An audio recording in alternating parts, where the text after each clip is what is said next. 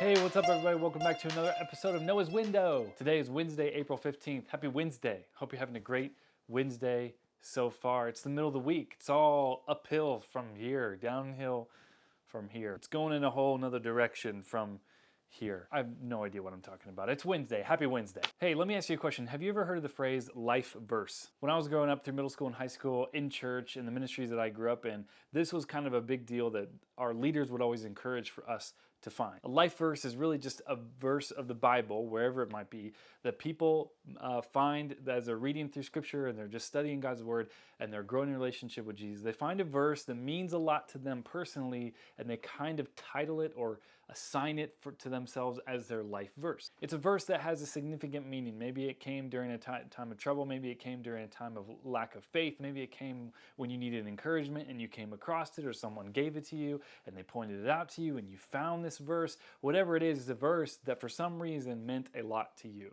Some people would take a verse like this and they kind of make it the theme of their life. This is the verse that reminds them of everything that's true about their faith and everything that's true about who God says that they are. It's just a really important reminder and kind of a milestone or a really significant memory in their walk with God and their relationship with Jesus. Now, I've had several life verses throughout my life.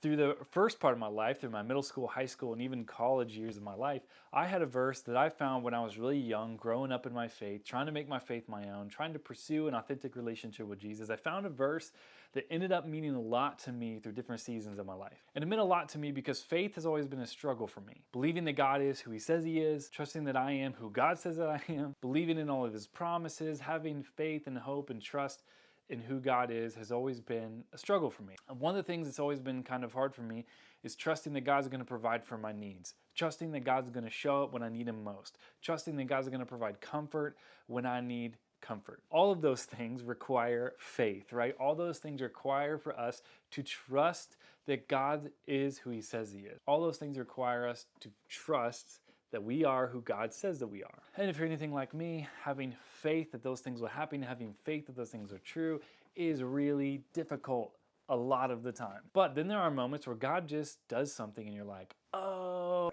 man, everything that I've known to be true, that I believe to be true, suddenly is like manifesting itself in a way that's just so obvious, and it's a good reminder from God. And it's just encouraging. And so there was this verse that I found early on in my faith that I've held on to, and for a lot of times I would write it down under my name when I'd write a card. I kind of assigned it as my life verse. I wanted this verse to be true of my life. I wanted this to be the way that I lived my life, and I wanted it to be something I aspired to every single day. Now, it's a really simple verse. Now, I have another verse that's become kind of a life verse as an adult, but this verse really helped me get through my early years of my faith and growing in my relationship with Jesus. And this is the verse. The verse is 2 Corinthians 5:7. I have it memorized. It's so simple. I don't even need to read it, but I'm going to read it to you. This is the NIV version. It says, "We live by faith, not by sight."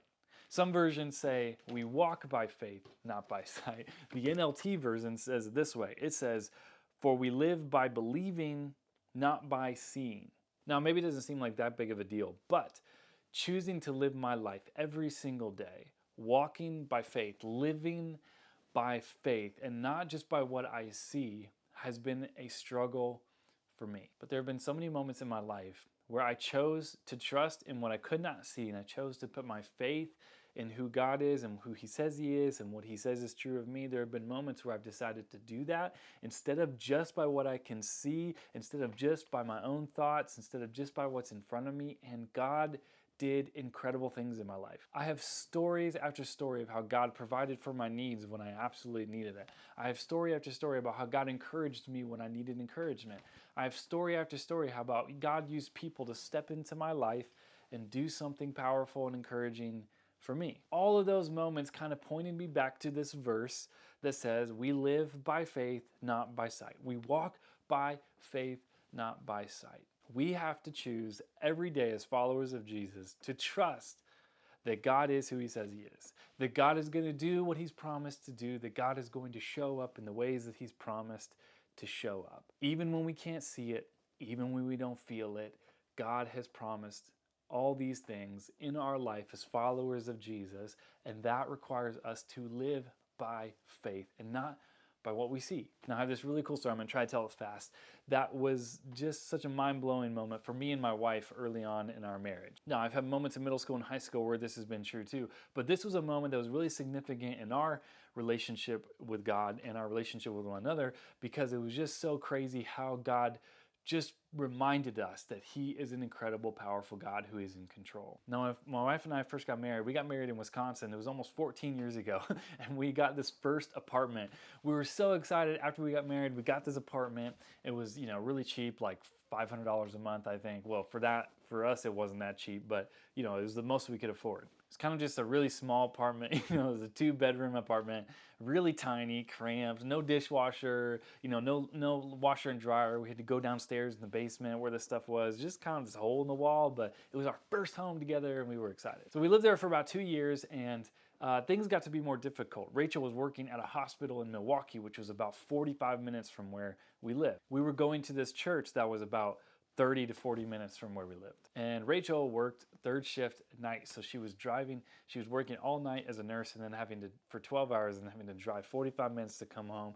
So it just became inconvenient to where we were and what we were doing in our life. Between church and work and friends and family, we were traveling farther and farther away most days during the week. And so we wanted to try to find a place that was closer to all the things of our life that we were involved with. So we started looking for apartments or condos or houses or something that we could live in somewhere closer to where Rachel worked and all these other things. But obviously we had some stipulations, right? There was a certain amount that we could afford. There was a certain location we wanted. There was a certain aspects to all the things that we were looking for. All those things were important to what we were looking for. So I remember looking through every newspaper ad, through every magazine ad. I looked online, I searched for apartments, I searched for condos, I searched for houses. I looked for a lot. And after about 3 months of looking, I was getting kind of depressed because I realized that I was trying to do this all on my own. I was trying to find a place to live, a place that would better suit our life with where we were doing and everything we were involved with. And I was trying to do it all on my own. And I remember Rachel and I were talking one night and we said, hey, you know what? We really need to pray about this. We haven't really prayed about this yet. You see, prayer is really important in our walk with God and our relationship with Jesus because it's how we communicate with him.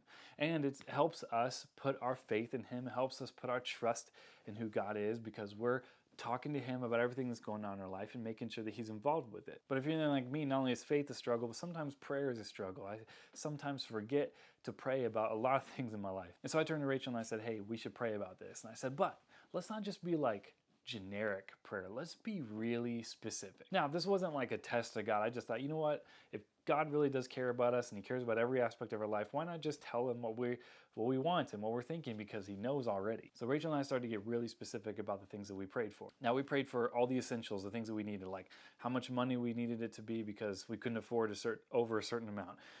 Location, because it would have been closer to Rachel's job and that made it easier after working 12 hours on a night shift as a nurse and not having to drive so far home. All these things that we thought about that were really important. But then we started praying for things that were just unimportant. But we thought, hey, why not? Let's just ask God and see if he'll provide for all these things. Now, this was not like, hey, we're trying to trick God and he's going to be like a vending machine. This was genuinely us just deciding, you know what, we're just going to trust all of this to God. He knows what we're thinking. He knows what we want. He knows our heart.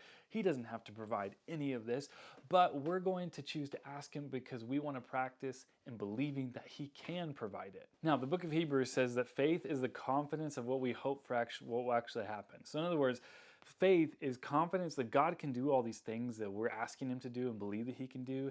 And it's also hope that he will. So confidence that he can and just being hopeful that he will provide. Now, that's definitely what we were thinking about. We knew that we wanted to put our faith and our trust that God could provide all the things that we were asking for, even though we know he didn't have to because some of them were kind of silly and petty. But we were practicing faith and being hopeful that he would because we were simply asking that he might. So we started praying for really specific things. We prayed that it wouldn't be more than $700 a month because that's all we could afford at the time. We wanted it to be really close to Rachel's job, just minutes away from where she works. We wanted it to be close to the church that we were involved in, just right down the road. We wanted our own private entrance, which I know is silly, but we lived in a small apartment complex, and so it would have been nice to just kind of have a little bit more privacy. We wanted a garage because we lived in Wisconsin, and so we parked our cars outside all the time, and it snowed snows all the time and we were tired of scraping snow off our car. So we prayed for a garage, a 2-car garage, so we could park our cars out of the snow. We prayed for a basement. I know that's silly. I don't need a basement, but we thought it'd be cool to have a basement. We prayed that we would be able to have our own washer and dryer. Prayed that we'd have a fireplace. We prayed that we would have a large bedroom with a walk-in closet.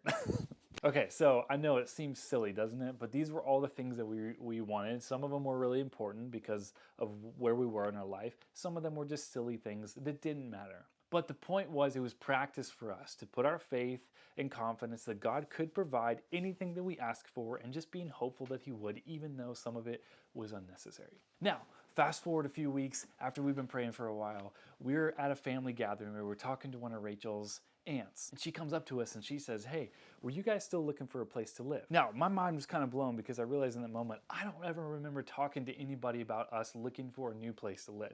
So I don't know how she found out about it, but that was kind of like, I'm like, what is going on here? So Rachel and I were talking to her and we're like, well, yeah, actually we are. We're kind of looking for a new place to live so we can be closer to Rachel's job and all that. And she said, well, I have this friend who has this condo and her mom lives in this condo, but her mom has to move into a nursing home. So she said she's looking for someone that she can trust, that she can rent this place out to, because she doesn't want to just sell it and she doesn't want to just rent it out to somebody and end up having to revitalize everything because they don't take care of it. And so we were like, yeah, I mean, we'd be interested in looking at it, but here's the thing, do you know how much it's going to cost? Because we really can't pay any more than $700 a month. And she said, well, actually, she's asking exactly $700. And Rachel and I kind of looked at each other and we were like, whoa. So we set up a time. We're like, yeah, we'd love to go look at it. We'll go look at it. So one day we set for this appointment to go meet this lady and look at this condo apartment / thing. So we pull into this cul-de-sac and we drive up to the entrance. And the first thing that we see is this lady standing in a 2-car garage. So Rachel and I just kind of look at each other and we're thinking, okay, this is kind of crazy, right? This is kind of crazy. So we get out of the car, we walk up to her and she says, hey, I'm so-and-so, let me give you a tour. So we walk into through the 2-car garage, and the first thing I see as we walk into this condo is a fireplace. Now I can't tell you how silly that is, but I really wanted a fireplace because it's cold in Wisconsin. It's so cold all the time. And I kind of looked at Rachel and I was like, this is crazy, you know? Then the door to the right led down to a basement, a huge basement that ended up being an office for me later, and I actually made a lot of videos down there. It was really, really helpful. So we keep walking through the house. We have our own private entrance. There's 2 bathrooms. We walk past a laundry room with our own washer and dryer. We walk into a bedroom and it has a walk-in closet. And not only that, but it was only $700 a month, which is all that we could afford. It was literally 5 minutes from Rachel's job. The hospital that she worked at was 5 minutes down the road. And the church that Rachel and I were involved in was literally just 10 minutes down the road. I kid you not, everything that Rachel and I prayed for, everything that we asked God for, everything that we trusted and were confident that He could provide and hopeful that He would provide, God provided for. It was one of those moments where Rachel and I really lived by faith and not by sight. And it was a moment that was really humbling for me and for her, because it was if God was proving to us and saying to us, hey, I am God and I can provide for your needs and I can provide what you ask for because I'm God.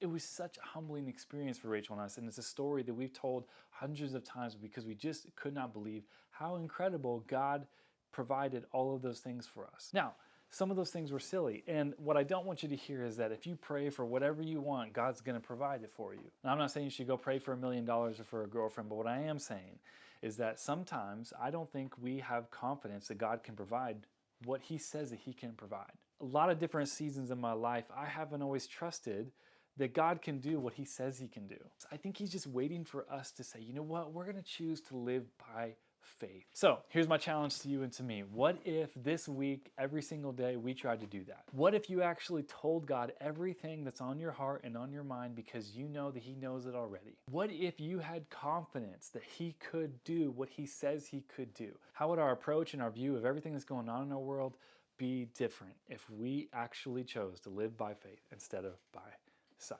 I think it'd be pretty cool, and I think God is waiting to show us what He can do. Hey, thank you guys so much for watching another episode of Noah's Window. We love you guys. We are praying for you. God loves you. He has a plan for you, and He wants to use you to impact and change the world I don't want you to miss it. He doesn't want you to miss it. Thank you so much for watching, and we'll see you tomorrow on another episode of Noah's Window.